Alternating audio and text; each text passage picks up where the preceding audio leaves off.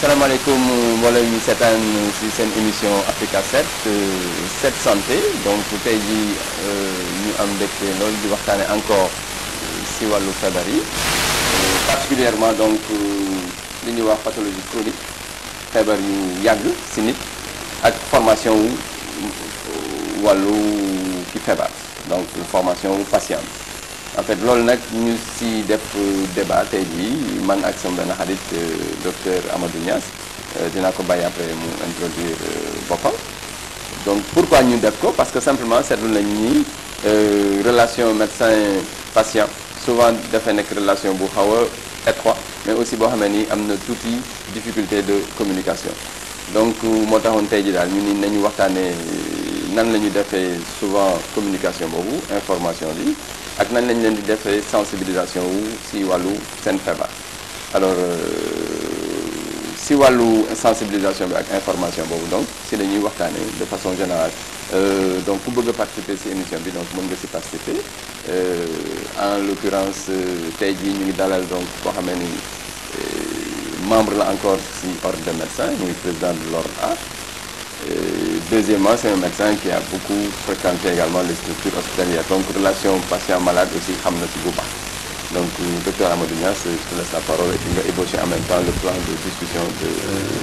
jërëjëf docteur. Donc, maa ngi rafetlu invitation bi ci plateau Africa 7 di wax rek ni dafa am solo béréb boo xam ni docteur yi dañ koy mën a nekk di échanger ak patient yi. Absolument. Comme ni nga ko waxee tey jii dañu xalaatoon ni lii di maladie chronique maanaam feebar yoo xam ni dafay yàgg loolu ci nit ki bu xësee ba feeñ maanaam mën nañu wax sax jiw dundam lay nekk ak moom. dafa am solo nit ñi xam lan mooy feebar bu yàgg ci ak nan la ko kër docteur di toppatooyee. ci biir toppatoo boobu nag ki nga xam ne moo feebar kër docteur dafay jàpp ni kooku dafa war a am information bu doy ci feebaram biir ak dundam tout le temps da koy soxla mu nekk loo xam ni day nekk benn interaction entre moom ak docteur bi te loolu dafa wékku ci benn mooy feebar bi nga xam ne nit ñi am na ko muy feebar lu ñuy wax maladie chronique nga xam ne dafay yàgg di am lu ciy nekk ci biir maanaam di ànd ak ay évolution yoo xam ne day varié maanaam day am ay tuute jékki-jékki réer jékki-jékki ñëwaat boole ci mu ànd ak paj boo xam ne nii du dakk tout le temps paj mi dañ ko war di feddaliwaat di ko continuer di ko surveiller di xool li mu mën a indi ci nit ki ñaareel ba tamit dafay nekk loo xam ni dafa contraignant xam nga nit nga ne ko feebar nga te garab gi doo ko bàyyi mukk te giru dund loolu rek dafay tiital malade bi dafay jéem a seeti feneen fu mu ko mën a bàyyee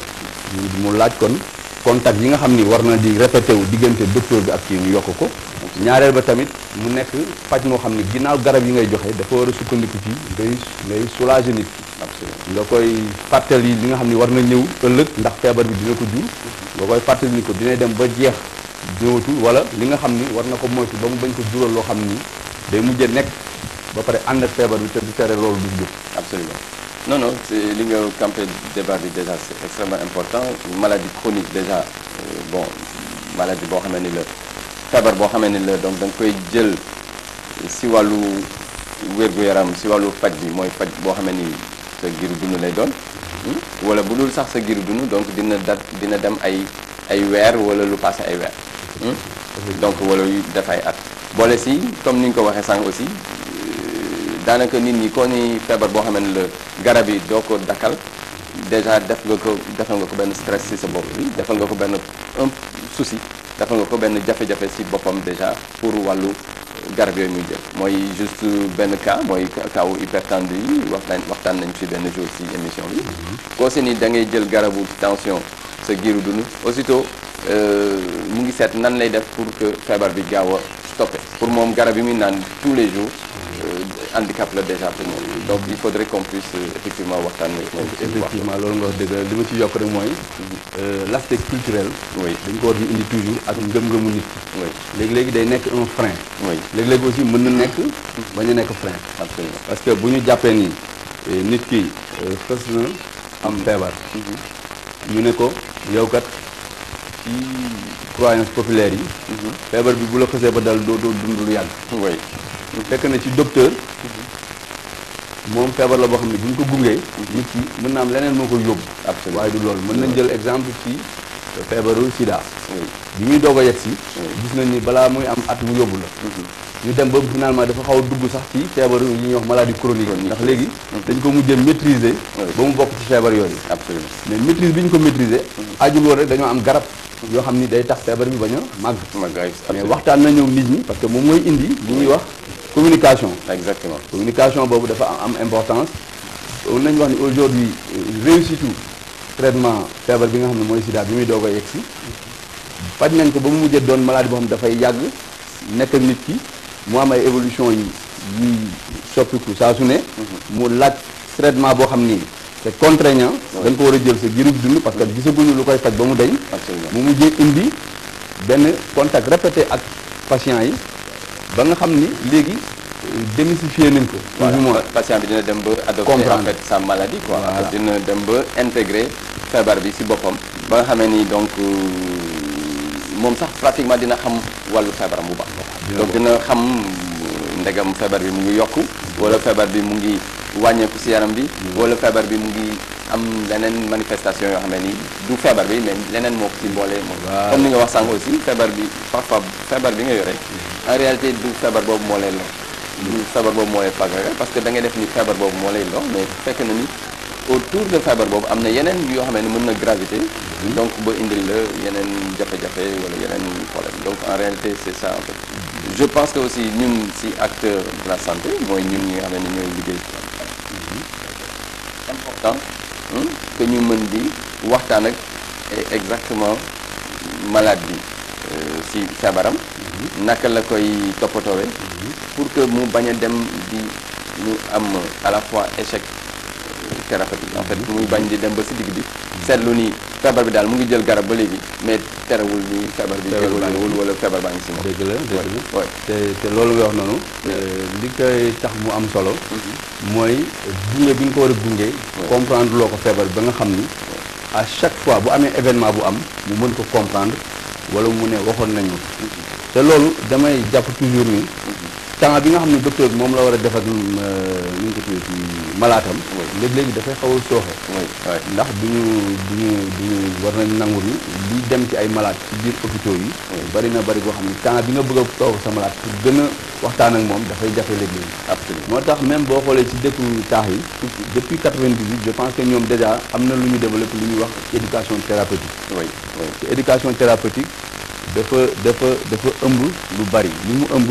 lu bari mooy fexe ba malade bi nga gunge ko sensibiliser ko informer ko ba pare kii ko ni ñu ko tuddee sax accompagner ko jàppale ko mu comprendre fajoom mu jël ko en main absolument def li ñuy wax accompagnement psychosocial accompagnement psychosocial boobu nag li dafa xaw a yaatu mais ay pàcc la yoo xam ni li ñu naan sensibilisation information moo ci jiitu ñaareel bi li ñuy wax accompagnement ci la bokk apprentissage tamit ci la bokk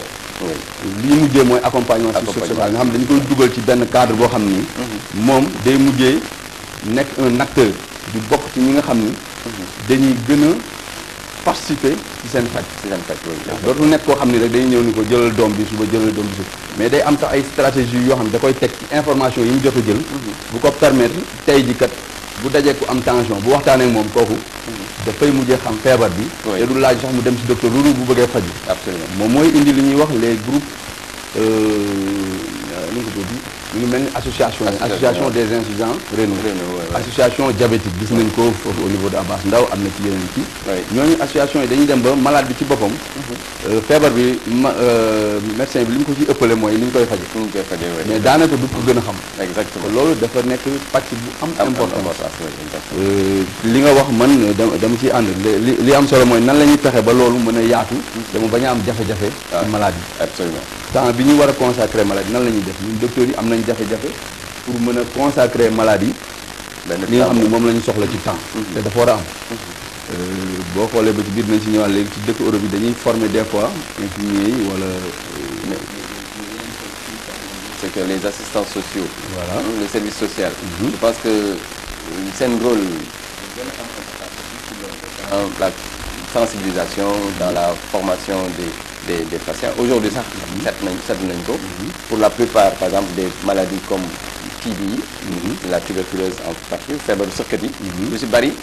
si service yu bëri assistance sociale yi ñoom ñoo koy toppatoo léegi dootul sax question docteur bi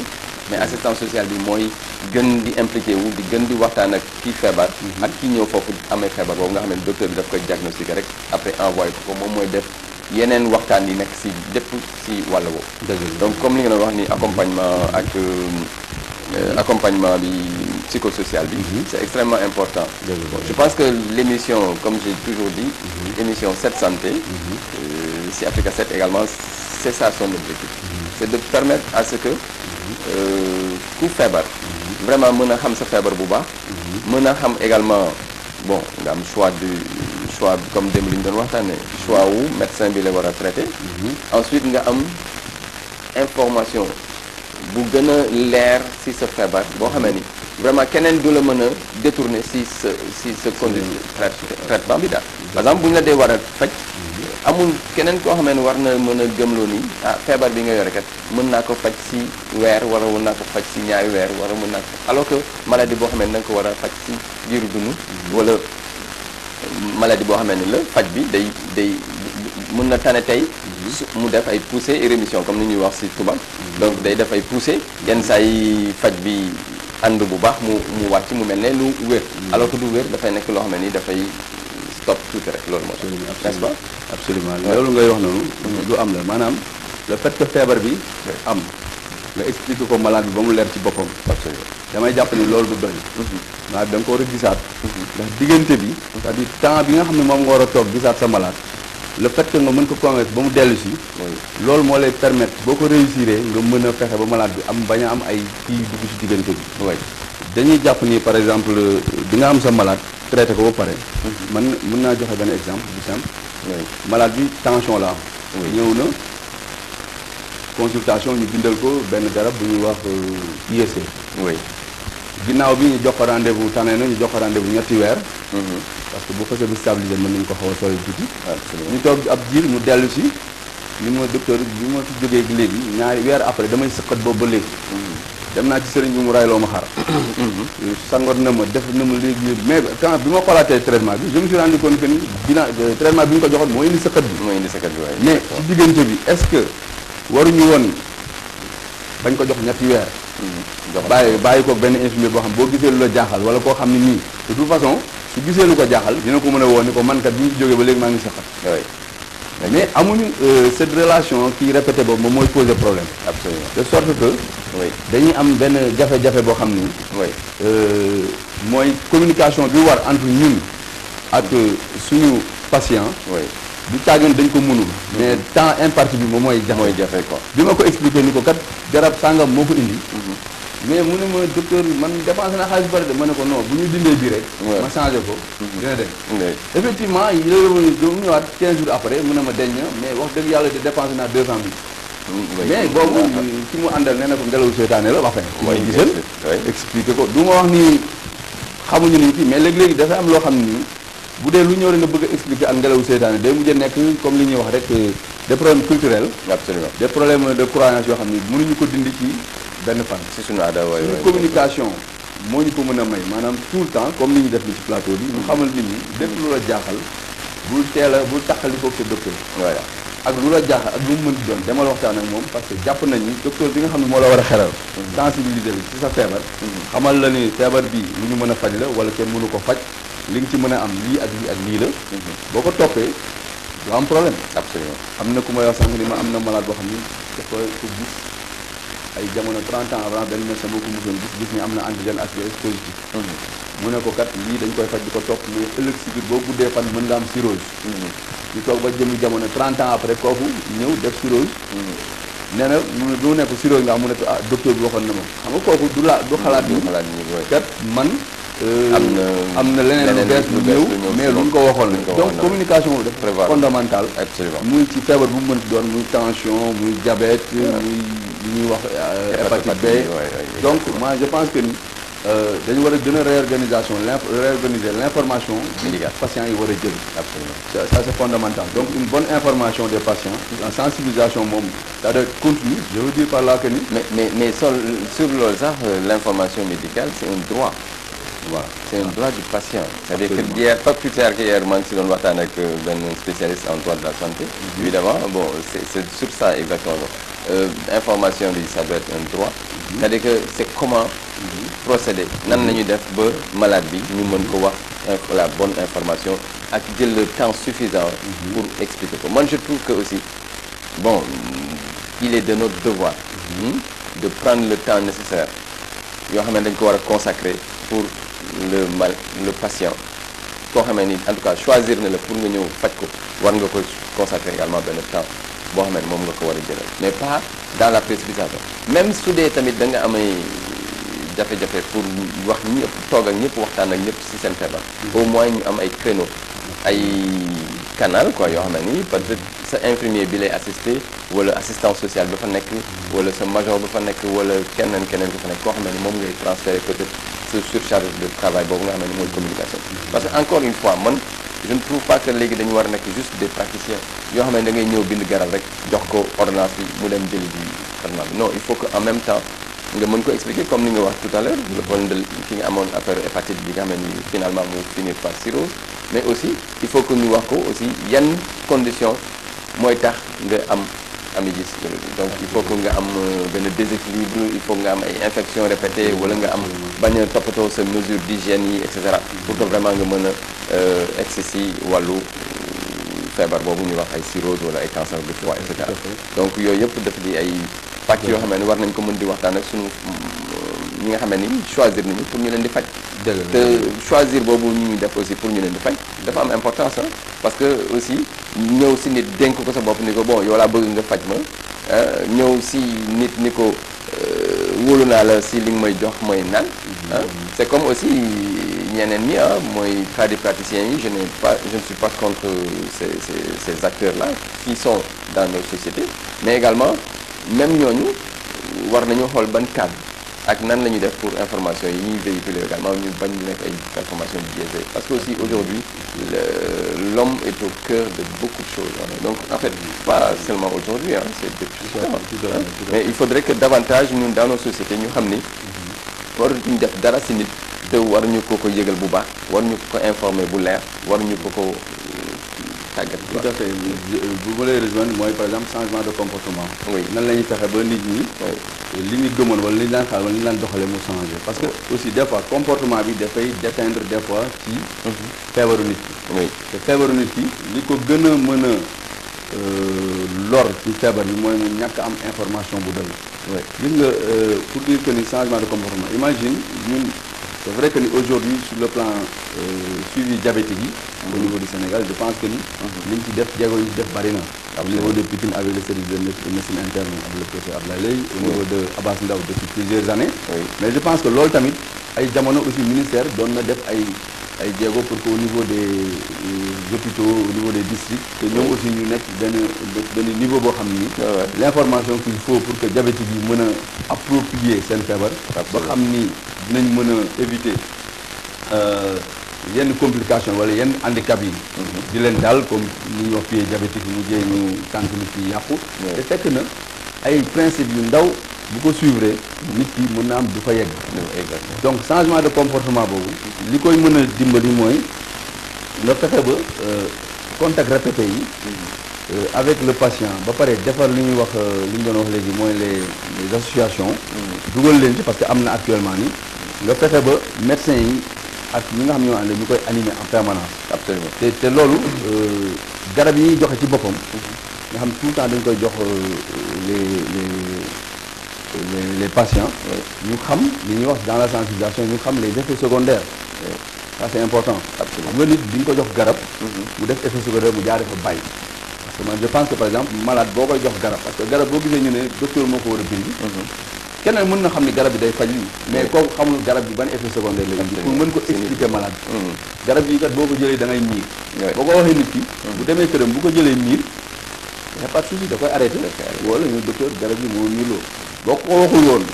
mën na ko jël mi teg garab bi dem seeti keneen. absolument. donc tout ça je pense que ni dafa bokk ci li ñuy wax sensibilisation ak information yoo xam ni moom mooy permettre aujourd'hui quelles que soient les difficultés yi nga xam ne moom la ñuy jànkonteel ci faj nit ñi ndax xam nañ li ko dal xam nañ garab yi koy faj éducation thérapeutique dafa war nekk au centre. waaye bu fekkee bëgg nañu réussir c'est un processus du benn fan du ñaari fan du ñett. pour dellu ci li ngay wax yaakaar naa ni le chantier est énorme. mais les moyens sont là. Il suffit de les organiser. Pour que nous puissions atteindre l'objectif au moins à 80% dans le... Non, tu as bien dit. Hein. Je pense que toutes les structures de santé aujourd'hui reconnaissent que il y a un biais en fait dans la communication entre le praticien de santé, entre qui ligue ici faju wérgu yaram bi ak qui ñëw di faju si biais boobu simplement c'est dans la manière de transmettre l'information. À la fois même, nous, on a parfois des difficultés pour annoncer en réalité une maladie chronique. Il y a une fièvre, par exemple, nit qui mën nañu def diagnostic bi après c'est les parents ñoom ñoo lay ñëw acculé mbokk yi ñoo ñëw di la wax naan sama maladie ban fièvre la am parce que dama ne si tel docteur bi waxoon na ko tel fièvre la am est-ce que boobu fièvre ngeen retrouver et cetera. Bon ñun aussi on a des difficultés pour en fait cerner ces questions-là. Bon, et souvent, même vous pouvez cerner tamit, bon, on arrive difficilement à choisir quand nous porter information. Est-ce que malade blanc peut porter? Parce que maladie aussi, il y a des maladies graves, l'annonce peut davantage aggraver la situation. Mais est-ce que dans le cas tamit aussi la famille? Non. Parce qu'il y a des maladies pour lesquelles également estampillé, non. Tant que qui fait waxul ni waxal ma sama feebar diw wara ko wax donc moom rek lañ nga ko war a adresser parce que yéen rek yéen am relation boobu lien boobu du secret médical problème du secret médical exactement. Tout à fait ça c'est un problème boo xam ni au fil des années dafay contexte bi day changer. C'est vrai que ni on a nos propres réalités en Afrique. di nga gis ki nga xam ni moom feebar na gravement am na koo xam ni moo koy faj. moo koy dimbali moo koy jox ay garabam moo koy jëndal lépp. léegi moom yaakaar na ni comme moo ko faj moo ko jëndal garab moo ko hospitalisé. am na yaakaar ni dañ ko war a wax lépp loo xam ni ñu ngi ci feebar. am na mu posé un problème parce que seen mentalité. wala yeggaguñ koo xam ni nit ñi xam nañ ni am na loo xam ni nit ki moo ko moom. docteur bi mën na ko dimbali pour mu wax ko képp koo xam ne bëgg na koo yeggee. mais mënul jóg ñëw laaj ko information mu jox ko ci information yoo xam ni ça concerne directement le patient. donc loolu aussi dafay nekk un problème de communication. nan la ñuy def ki koy dimbali est-ce que dañu war a dañ ko informer. est-ce que dañ ko war a continuer informer am déet c'est des questions yoo xam ni liées à nos cultures. boo xam ni ñun on est confronté. Absolument. Donc du ma wax ni secret médical il faut pas le respecter. mais il faut partager amener le patient à comprendre que ni peut-être des fois il faut mu partager. C'est dans le cadre du VIH. Voilà, surtout VIH, SIDA, c'est ça, même la tuberculose, hein, parce que parfois même pour le cas de la tuberculose, bientôt on ira vers la journée mondiale de lutte contre la tuberculose. Je pense que c'est ça le 24 mars. Alors là également, bon, des efforts sont faits. Hein. Donc, donc nous, en tant que praticiens, qui a un problème, moi que à qui s'adresser pour transmettre la bonne information. Est-ce que c'est le patient quand c'est boudé de femmes pathologie chronique ou bien est-ce que c'est la famille hein? Donc souvent c'est ce dilemme-là. Je ne dis pas que nous devons régler le dilemme, mais souvent le problème est donc pour rassurer également les ni 7 ans, pour rassurer également ni yenn feebar yi nga xam ne dañ leen tuddee feebar yu chronique yoo xam ne vraiment si sa wéru dund peut-être da nga koy am parce que du feebar bu chronique bari nañu bari na lool on en a cité quelques-uns rek mais tension bokk na ci oui ay feebaru deret ak yeneen feebar yi nga xam ne nii drépanocytose oui exactement nekk ce qui jaax na dafay continuer mais li ngay wax nii man dina rejoindre c'est-à-dire le problème qui se pose mooy c'est vrai war nañu garder le secret médical mais on doit amener le patient ak technique nag ngay communiquer moom ba mu xam ni moom ci boppam dafa soxla entourage am bu dee benn nit wala ñaar pour ñu jàppale ko ci feebaram parce que nit ki nga xam ne mooy nekk entourage bi parce que l'éducation thérapeutique du malade bi rek entourage bi ci la bokk absolument ñi nga xam ne ñoo koy gunge hôpital bi ànd ak moom bi ñëw mënoo leen éduquer te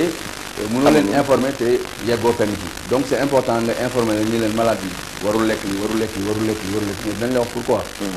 c'est très subtil mais néanmoins moi je crois que ni le problème ne s'est jamais posé c'est-à-dire koo xam dafa soxla ku ko dimbali bu famille yëm ñëwee docteur bi ñëw souvent du poser problème mais encore une fois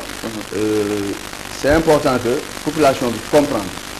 que ni nit ku feebar ni ko docteur bi di accompagner noonu la ko famille yëm war a accompagner ñoom ñoo xam nan la ñuy def bu ñu amee lu leen jaaxal ñu ñëw jege docteur bi laaj ko di nga gis nit aussi des fois aussi danañ ragal sax laaj information yi nga xam c'est utile malade bi tamit des fois il veut pas savoir donc loolu yëpp dañ ko war a bokk ci boole ci nii dañu war a wut par exemple à Pikine y a ce qu'on appelle un bureau de santé communautaire au niveau de médecine interne am na benn infirmier boo xam ni éducation thérapeutique rek lay def boo amee diabétique léegi nga waxtaan ak moom xam ni ça va prendre 10-15 minutes moom nga amal ko mu mën a def li nga xam ne moom la si war a def mais loolu yëpp dafa nekk loo xam ni am na ci yeneen hôpital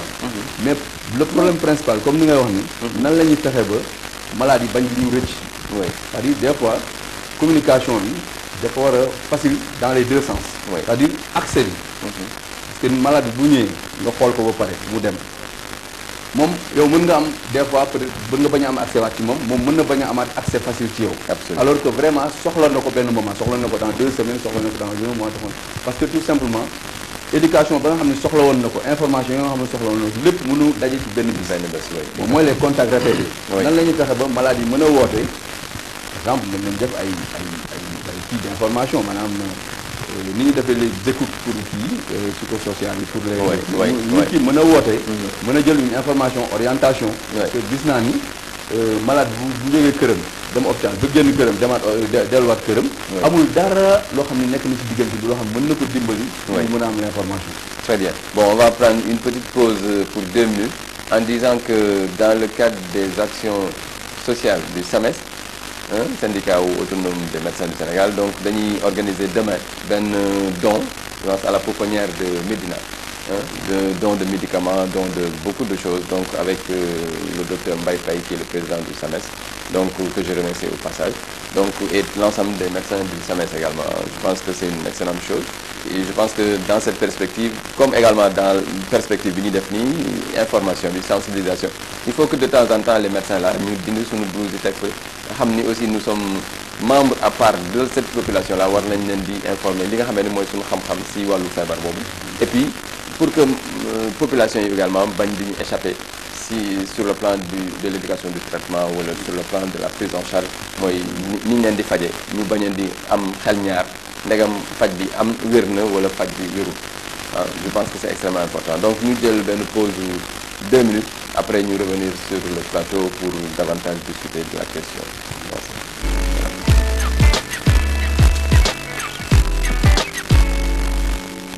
Notre pays est en phase de croissance économique.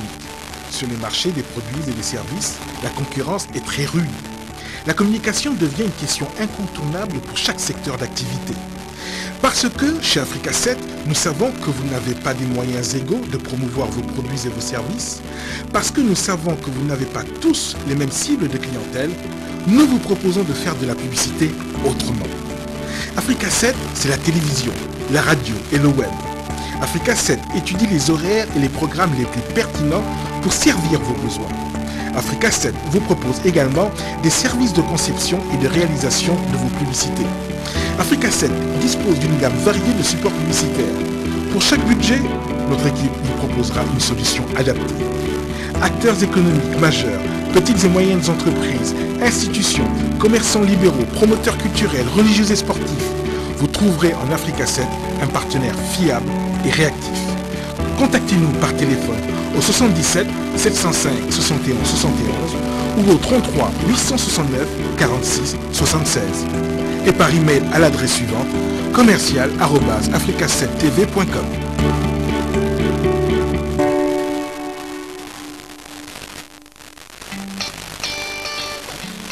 Vous savez que l'album Action Grave de Mao Sidibé est déjà disponible?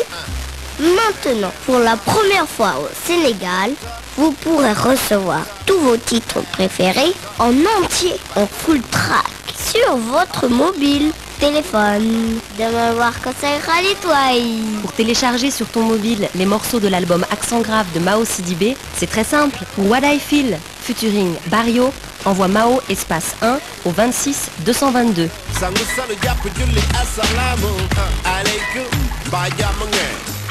Pour Accent grave, envoie Mao espace 2 au 26 222. J'aimerais bien savoir présente. Pour Woma Woma, envoie Mao espace 3 au 26 222.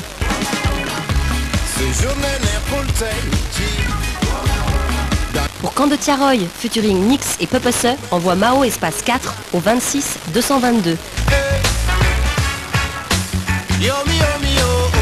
Pour Joyi fit Niddoff, envoie Mao espace 6 au 26 222. Chalaleng, envoie Mao espace 7 au 26 222. Pour Samanatu featuring Books, envoie Mao espace 8 au 26 222. Pour Jigen, envoie Mao espace 9 au 26 222.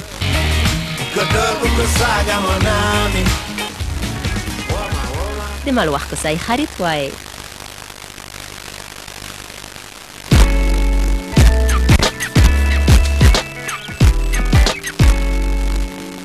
Ce mois-ci sur Africa 7. Allons-y, émission bu bees sax di la dugal ci ruq-ruqaanu Dakar yeeg Sénégal yi lépp luy boutique bu prêt-à-porter bijoutier supérette yi Fridou boutique de chaussures ou boutique de sac à main bàyyiwuñu dara képp koo xamante ne nii da ngay jaay te soxla ku jënd xaar ñu allons-y ngi ñëw ci sa boutique daal di génne li ngay woon sénégalais yi ci biir Africa 7 allons-y, c'est tous les samedis et les mercredis sur Africa 7 allons-y.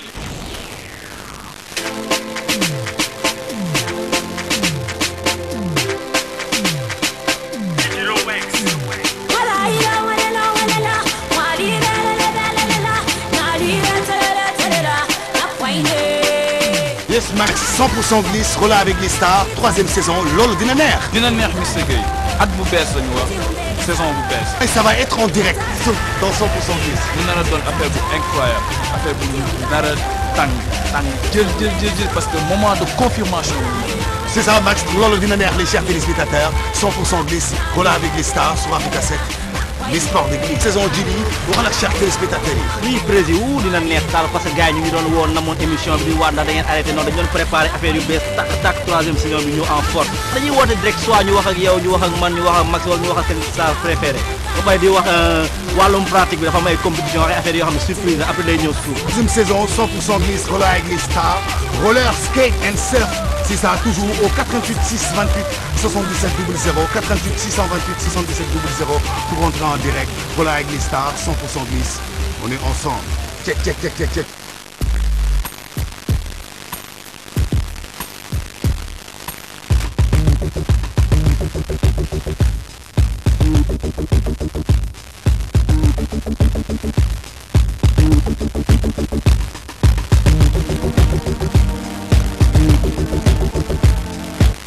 jërëjëf mbooloo mi ñuy seetaan sunu mbokk yi donc ñu ngi leen di gërëm ci àndandoo bi ngeen ànd ak ñun ci seen émission Cette Santé alors ñuy waxtaane donc ci pathologie chronique yi ak formation du patient loolu nag ñu ànd ci comme je dis ak docteur Amadou Niass mu nekk hôpitalu Pikine en plus mu nekk président de l'ordre des médecins donc nga xamee ni vraiment am na ci expérience yu bari boole si yàgg na aussi di dox si wàllu sensibilisation information et communication parce que si loolu surtout la ñu gën a table sunu émission tey bi mais ñu waxtaanee si njëlbeen bi nii am na tuuti jafe-jafe si sunu wàllu relation ñu nag patients yi donc ñun praticiens yi donc souvent boo solee sa blouse boo nekkee si hôpital parfois dañuy wax da nga inaccessible évidemment bon parce que balaa la malade bi di gis il faut mu jaar par tel secrétariat bi wala mu jaar foo xam ne si infirmier bi ko war a jël consentement après si yow lay mujjee bu mujjee si yow da ngay xalaat ni jël nañu recueillir nañu information yëpp ba pare avant que mu egg si yow souvent aussi dañu xalaat ni malade bi xam na feebaram avant muy egg si yow parce que souvent aussi malade yi dañuy ñëw bu ñu egsee rek dinañ leen ni ah man demoon naa si diw wala demoon naa si docteur tel wala si keneen koo xamee ni mu ngi si koñ bi waxoon na ma ni feebaru tel laa am donc moom laa bëggoon seet ndegam moom laa am wala en tout cas loolu moo ma indi si yow donc foofu la ñuy commencer souvent waxtaan bi ci consultation yi beneen aspect bi mooy aussi les relations avec les professionnels de santé que nous sommes c'est-à-dire que dans la manière de communiquer si sunu maladie ñuy transférer également ça également je pense que en dernier on pourra évoquer ça parce que également il y a parfois en tout cas un biais également si loolu parce qu'on n'a pas tendance à transférer un malade avec un bon document c'est-à-dire que un résumé médical boo xam ne dina permettre beneen médecin bu koy gis moo xam ni kat kii fii la ñu tolloon si fajam bu ñëwee si yow nga mën a continuer faj parce que mën na jóge si benn région ñëw si Dakar mais du indaale benn document wala mu jóge Dakar war a ñibbi si dëkkam mais du bu dee dem tamit du yóbbu benn document ça veut dire que docteur bi koy seeti foofu wala muy infirmier bi muy personnel de santé bi du am benn suite à part dernière ordonnance bi ñu koy bindal wala parfois ordonnance bi day réer wala garab yi réer wala ay boîte garab la fa indaale extra donc il faudrait que ñu aussi ñu habitué wu ci manière de communiquer bi avec nos malades et juste avec les autres personnels de santé ça c'est extrêmement important n'est-ce pas mais en dehors de ça donc il faut que ñu jël deux pathologies chroniques yoo xam ne ni dañ siy waxtaane benn boo xam ne mën nga koo donn benn boo xam ne ni daf lay dab donc mën nañ si waxtaane ak docteur Niass comme ça ñu joxe des cas pratiques sur ça quoi. Effectivement parce que comme ni nga ko waxee docteur. moi je pense que ni am na ñaari feebar yoo xam ne Sénégal bëri na lu ñuy lor nit ñi. te nit ñëpp xam nañ ko terewul ba léegi cas yi day yokku. waaw mën nañu wax diabète cas yi dañuy yokku. mën nañu wax hépatite B cas yi day yokku. diabète am na ci boo xam ne dañ koy doonu. te lii tax des fois malgré nit ñi xam nañ lan mooy diabète terewul ba léegi. nañ koy fajee gis nañu docteur yi xarañ nañ ci. mais terewul di nga gis nit koo xam ni dina dem ba hôpital. ñu fa ñukk hôpital ba ñu wax ko diabète nga am. ñu fa ñukk dem feneen. lan moo tax parce que da ngay ñëw ñu ne la diabète day saw loolu bari di la naan lu ñëpp xam ni. c'est très simple ñu ne demal ma xoolal ma sama suukar ci ñu xool ko mu yéeg. mu ñëw hôpital ñu ne ko effectivement diabète nga am lii ak lii ak lii ngay def moytul lii defal lii malade yi wàññi dellu këram. après ñu toog ay jamono mu jël loolu yëpp teg ci suuf. jàpp ni war na ko mën a faj ci ab diir bu gàtt teg ko de côté. alors que parce que dafay am ñu ñuy dégg. si entourage am ñu ni ko diw faje nañ ko diabète par tel médicament par tel garab wala par telle chose. ça également c'est des choses qui arrivent. donc day nekk une désinformation ou bien une mauvaise information. absolument ñun amuñu les moyens pour contrecarrer ko. absolument c'est comme si. diabète xam nañu feebar boo xam ne day tax sa suukar yéeg. c'est clair net sa biir yaram. da koy yëkkati ay mécanismes la yoo xam ne duñ ci dugg. mais gis nañu bu ko see ba yéeg. suukar soosu di yéeg te nekk au-dessus de 1,26. saa su ne ñu xool ko ba xayma ko. gis nañ ni buñ ko bàyyee noonu buñ ko wàccewul dafay yàq roñon yi. yàq nu ñu ko tudd sidit yi. di ko fat indi yàq xol bi. yàq même yóor gi ba nga xam day gaaw a fàtte mais loolu yëpp dañ ko expliquer malade bi mais malgré ça dañuy dem ba ci biir malade bi rëccuñu te pourtant traitement bi nga xam ne leer na ñu ngi ko koy defal ak fi nga xam ne fa la war a jaar leer na ci boppu médecin yi ñu ngi leen koy doxalal ba nga xam ne léegi maladie ba nga xam ne maladie chronique la nga xam ne dafay sax est-ce que waruñu xoolaat tuuti le circuit du patient chaîne waaw naka la ñuy fexe ba benn malade bu am diabète bu ñu ko xasee ba dugal ci circuit bi nan lañ koy surveiller mu bañ ñu rëccati ça c'est important parce que aujourd'hui du caageen science bi yegg na fu mu war a yegg presque pour faj nit ñi ñu wër mais est-ce que ñun si suñu biir dëkk fexe nañ ba malade yi ñu bañ leen rëcc circuit ñu naan circuit du patient ñun hôpital rek lañ koy wax mais en dehors de l'hôpital mooy li ngay wax yaa ngi ci dellu ci léegi patient bi quand tu l'envoies boo ko yóbbu ci beneen médecin est-ce que y a un feedback d'abord vers ce médecin bu demee ci moom est-ce que yow bind nga li nga war a bind pour mu dem ci moom de fait des fois malade même au niveau des médecins dañ dañ koy xaw a charcuter fii lay bind lii ci def lii ci def lii donc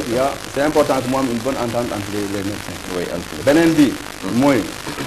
bu dee dañuy dugg rek ci feebaru diabète mën nañu wax ni cet état de dyslipidémie chronique comme ni ñu koy waxee avec de commencer avec plusieurs facteurs yoo xam ni environnementaux kii nga xam ni bu mooy jouer pour maintenir un taux élevé de kii loolu ñun xam nañ ko mais ñun li ñu soxal aujourd'hui mooy malade bi ñu fexe de concert nan lañ koy toppatoowee ba ñu bañ a am ay complications bañ a am ay handicap parce que loolu mooy vraiment objectif mooy objectif bi mooy objectif bi te loolu li mu laaj du rek joxe garab di ko gis il faut ñu parce que ñi ngi koy xool da nga gis sa malade yoo xam ni dañ naan la fële rek nga mën a fajoo non boo gisee docteur boo xam ni xam na la mu war a def foo mën ci dem di nga mën a faj non diabète léegi aujourd'hui je pense que avec les moyens de sensibilisation qui sont faits yi ñuy def ak programme de yi nga xam ne établir nañ ko entre parfois yenn sociétés savantes yi nekk ci Sénégal et tout donc yi nga xam ne ñu ngi essayer de transférer des informations au niveau des structures décentralisées centres de santé yi hôpitaux yi wala si hôpitaux régionaux yi je pense que maintenant diabète boo nekkee même Tamba war nga ko mën a topp Tamba docteur bi nekk foofu war na la mën a suivre correctement maintenant docteur bi nekk foofu peut-être bu amul moyen suffisant yi pour faire yenn diagnostic yeneen yi mën na la transférer mais avec comme je dis tout le temps un résumé médical ou bien un document boo xam ne ni boo ñëwee Dakar wala boo ñëwee si beneen région ñu mën la xam ni kat foofu la yem ñu commencer par foofu c'est également loolu aussi dina indi comme ni ñuy wax échappement wu yenn patients yi échappement patients yi mooy que da ngay faj benn malade ba mu yàgg après doo ko retrouver bon fekk na dem na si beneen structure wala dem na si keneen koo xam ne ni peut-être il fait de la pratique traditionnelle yoo xam ne ni aussi dañuy xalaat ni moom foofu la gën a faj bi gën a gaaw parce que benn yoon la koy jox garab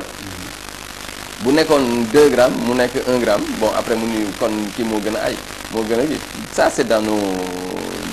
coutumes dans nos habitudes également c'est clair fu mu gën a gaawee rek foofu la ñuy xalaat ni moom la faj alors que faju diabète maladie chronique yooyu du fu mu gën a gaawee mais l'important c'est que mu nekk dans la durée avec une bonne information une bonne sensibilisation nga mën a xam lan ngay handicap yi nga xam ne mën nga si am ak yi nga xam ne mën nga si taxaw daal absolument te encore feebar bi xam nañ ko ñu mën a agir en amont maanaam avant feebar bi di ñëw absolument ñu mën a informer nit ñi xam ni am na yoo xam ne ay prédispositions ñi nga xam dañu obèse ñi nga xam ni seen waajur amoon na ko donc ñu fexee déjà dès le départ wax leen nan la ñuy comporter pour mu gën a mën a yéex a ñëw une fois que yegg si ne aussi di nga gis tout à l'heure maa ngi waxtaan ci diabète toujours da nga gis malade yoo xam ni on les perd de vue parce que tout simplement moment bi mu jógee ci yow di dem amoo jot suivre ko ba mu yegg fa nga bëgg mu yegg parce que tu le perds de vue en temps am nañu benn malade des fois problème de moyen day posé il faut que ñu reconnaître ko encore état bi ngi def effort mais maladie chronique lu ñu gën a mën a fexe prise en charge bi wàññiku parce que koo xam ni giiru dundam la yaakaar naa ne lu ñu mën a fexe parce que insuline aujourd'hui fexe nañ ba jarul dara yeneen garab am na fi yoo xam ne ils sont efficaces mais koo xam dafa war a jënd garabam parce que léegi-léegi échec bi c'est pas lié ni au médecin ni au patient c'est lié au fait que ni lañ leen di fajee dafa cher wala te sa giiru dund nga ko war a jël donc aussi ça c'est un mooy pàcc yi dafa bari yoo xam dañ ko war a xool nan lañ ci waxtaanee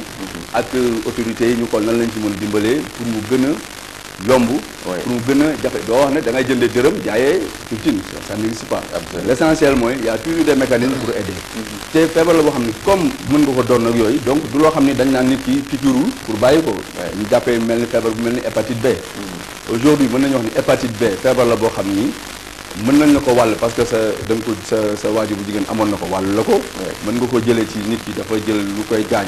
laal sa deret mu laal ko wala tout simplement nga naan ci ndox tuuti itam jëw ci yow par la bouche yooyu tamit da koy joxe ou bien maintenant c'est une infection sexuellement transmissible mën na am tamit ci wàllu sëy voilà ci wàllu sëy itam bokk na ci c'est important ñu koy sóoraale surtout que maintenant même hépatite B c'est rentré dans ce cadre-là donc infection sexuellement transmissible absolument donc ce qui fait que bon avec les autorités publiques c'est vrai que ñu ngi def effort pour que dans le cadre du programme élargi de vaccination effectivement pour éviter sunu doom yi ëllëg di ko am donc ñu ngi leen di prévenir en mettant à leur disposition ay vaccination je crois que ça c'est extrêmement important l'autre aspect que je voulais évoquer mooy que aussi il y a maintenant je pense au niveau du ministère de la Santé un point focal pour les pathologies chroniques pour les pathologies chroniques ou bien je sais pas quoi un point focal pour les maladies chroniques je pense qu'il y a des directions pour la maladie direction de la maladie avec un point focal je pense pour les pathologies chroniques voilà je pense qu'il y a là également c'est des efforts qui sont extrêmement importants yi nga xam ne ni ñu ngi koy def pour au moins sensibiliser davantage et faire de telle sorte que ces maladies chroniques là parce que maladies chroniques yi am na yoo xam ne xamuñu ko moi il y a une personne certainement qui saura, qui souffrent de pathologies chroniques, notamment une maladie, un lymphome. Donc yooyu aussi c'est des traitements coûteux. Très coûteux pour lesquels vraiment maladie war na def ay traitements tous les mois et avec des moyens vraiment très lourds. Donc bu ko amul aussi day am jafe-jafe. Effectivement loolu nga wax c'est vrai que c'est des maladies rares yi également voilà exactement c'est des maladies pas rares mais c'est pas encore ñu bëri duñu ko xamuñu ko comme ni ñu xamee diabète ak hépatite mais xam nga en termes de santé publique yi nga xam ne ñoo gën a bari déjà voilà bu ñu ko réglé par l'information parce que vaccination boobu ngay wax noonu c'est vrai que ni hépatite dugal nañ ko dans le programme élargi de vaccination parce que état bi xam na ni la muy coûter nit ki bu fekkee ni fajuñu ko dal na ko benn yoon parce que boo jógee ci hépatite wàññi ko jógee ci quelques années nga def cirrhose mën na aggravé wu parce que fukki nit yoo gis bu ñu amee hépatite peut-être kenn dina ko ci def yeneen fukki yi dina def cirrhose yeneen fukki yi peut-être kenn ci ñoom aussi dina def cancer mais loolu yëpp li koy suuxate ay pays am mooy ñu fexe ba vacciner nit ñi c'est-à-dire il faut appeler les gens à ñuy dem di vacciner wu mais encore hépatite B boobu dafa am lu muy jur des fois pardon nu ñu ko def da ngay gis ñoo xam ni dañuy ñëw ñu ne am nañu pays wala ñu ne la am na ko xam ne mën na ko faj bi bon est-ce que am na am déet mais est-ce que vérifier nañ ko xam nga boo demee ci yenn dëkk yi ñu nekk fii lépp looy wax ci tradipraticien wala phytothérapie dañ koy vérifier dañ naan la kaay est-ce que yow li ngay faj mën nga ko am déet c'est-à-dire on peut pas laisser ñun dañu encadrer ñu fii ngeen di yem fii ngeen di commencer il faut pas faire ce que tu veux il faut que ñu vérifier ko donc mën nga faj li mais état bi mën na encadrer ñooñu ok mën ngeen ko faj y a pas de souci bis boo leen ko mënee faj ñu xam ne mën nga fa encadrer leen nañ leen mën a jox peut-être un certificat te bu boobaa garab yooyu nga xam ne am nañ ko day gën a jariñ askan wi donc tout ça je pense que c'est des démarches yoo xam ne xam naa ni peut-être au niveau du ministère am na ay structures yoo xam ne ñu ciy dox et pourquoi pas au niveau de l'ordre des médecins aussi au niveau de l'ordre des médecins avec les tradipraticiens et voir dans quelle mesure faire des certifications pour ces tradipraticiens là qui vraiment véhiculent les bons messages. Absolument. Je pense que également il y a de bons tradipraticiens qui véhiculent de bons messages, mais il ne faut pas également laisser la porte ouverte parce que la santé des populations, c'est vrai que ñun la gën a soxal. Effectivement. Ñun les praticiens de la santé parce que bu wëree ba sonn aussi ci hôpital lay mujjee. Et j'en parlais hier, il y a des pathologies chroniques pour lesquelles da ngay dem hôpital ñu naan la non amul place wala bon on considère que c'est déjà arrivé à un stade terminal duñ la mën a jël en charge wala duñ la fa tegee aussi duñu mën def beneen pàcc boo xam ne ni passé nañu li ñu lay fajee donc dañ lay préférer nga dellu sa kër alors que hôpital également c'est le lieu de prédilection boo xam ne ni ku feebar foofu la war a nekk passé kër gi passé kër gi war yooyu bon à moins qu'on aménage ay centres de vie donc pour revenir également sur le cadre de l'information patient malade c'est extrêmement important comme ni nga wax sànq première fois bi ci premier thème bi ñu commencé déjà bu malade bi amee sax hépatite war nañ ko informer de tous les facteurs de risque à la fois mën na ko wàll bu dee dafay sëy mën na ko wàll soxnaam wala bu dee ku jigéen la mu wàll ko aussi borom këram ainsi de suite deuxièmement bu dee dafay bàyyi ay infection yu bari yu répété wu di nekk ci yaramam te mu bañ ko traité wala mu bañ a dem ci benn docteur boo xam ne dina ko canaliser wax ko ni ko yii analyse nga war a def yii et cetera yii mooy tax ñu permettre ñu suivre la mais une fois que yooyu nga informé ko ba mu xam ko mais dootu amati benn crainte mais benn crainte lay am rek mooy que xamul ci fan lay jëm day dégg ni ku amee hépatite rek da ngay dem cirrhose wala da ngay dem cancer alors que non c'est pas évident il y a des gens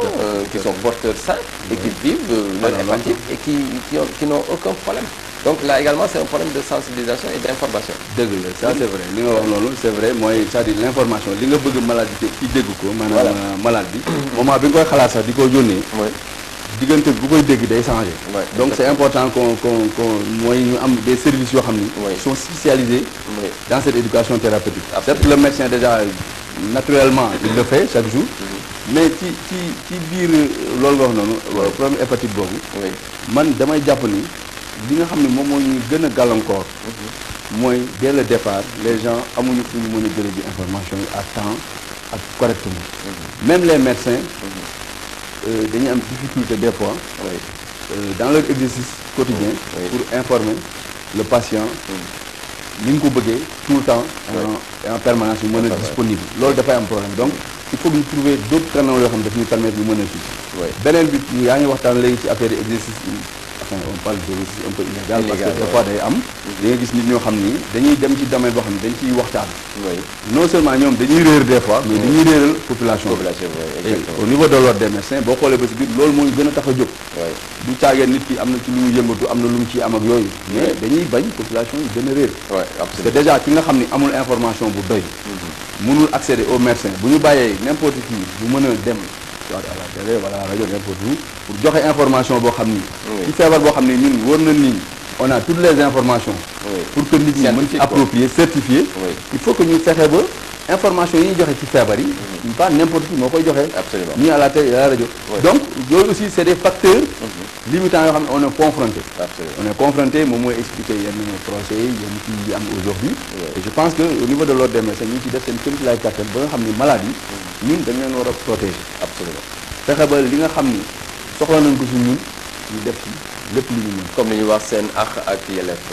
on en a parlé donc droit des malades mooy droit des patients en fait bien que c'est pas encore consacré par une loi il semblerait au Sénégal et par un arrêté mais je pense que ak yelleefu malade yi ñun déjà praticien de la santé war nañ ko gën a firndeel c'est-à-dire que mooy ñu protéger leen comme ni ngay wax gën leen protéger et c'est le rôle de l'ordre des médecins aussi il faudrait que l'ordre des médecins xam ni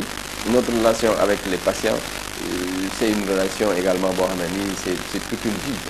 donc parce que tant qu'il y aura des médecins il y aura des malades et tant qu'il y aura des malades également il y a nécessairement lieu d'avoir des médecins des praticiens de la santé yoo xam ne nii ñoo leen di toppatoo alors donc des émissions pareilles également c'est extrêmement important cette santé je pense que dans cette rubrique-là avec Africa 7 sensibilisation bi ñuy def ay information je pense que il faudrait qu'on le porte davantage il faut que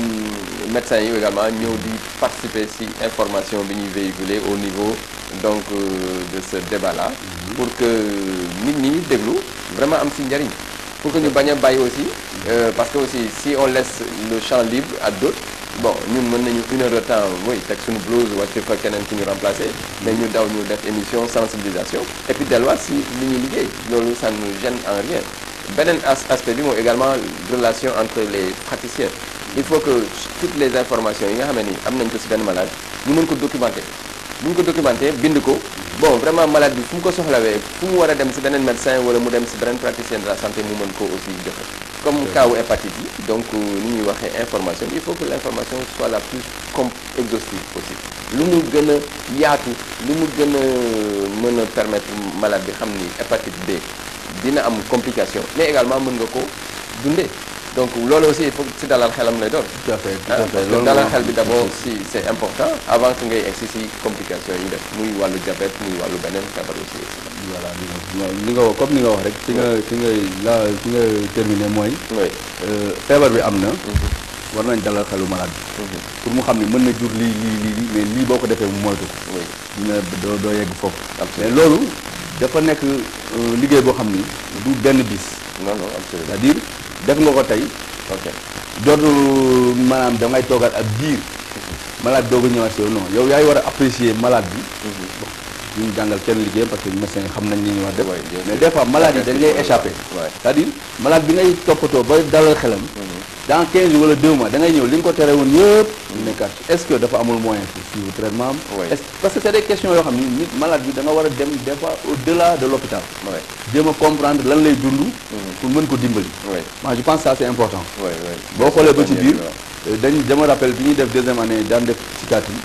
psychiatrie dañ daan ñu wax bu ñu amee malade boo xam ni xelam dafa neexul dañ lay yebal seen kër yow en tant que jeune médecin yaa ngi doog a tàmbali. nga dem seen kër. histoire bu malade ba mu juddoo ba mu jaaree école fu mu mënti jaar di nga ko bind ba mu leer nga indil ko sa professeur wala sa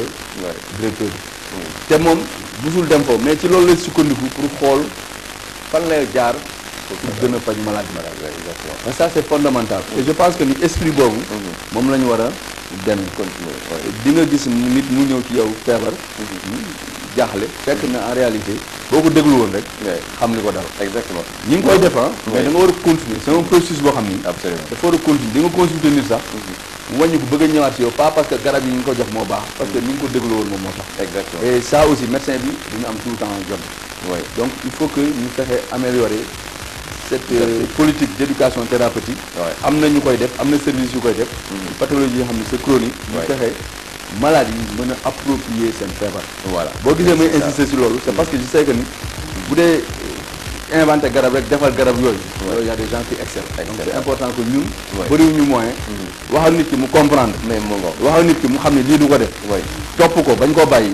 bokk na ci li ñu mën a dimbali ñu gën a mën a tegtal mais absolument je pense que tu as touché du doigt le mot de la fin si wàllu surtout problème coût économique de la santé ak problème éducation bi donc cette relation là dans nos pays sous-développés pauvres bon où vraiment ñun ñëpp seetlu nañ ni maladies dañuy confronté wu à des problèmes de prise en charge bien que des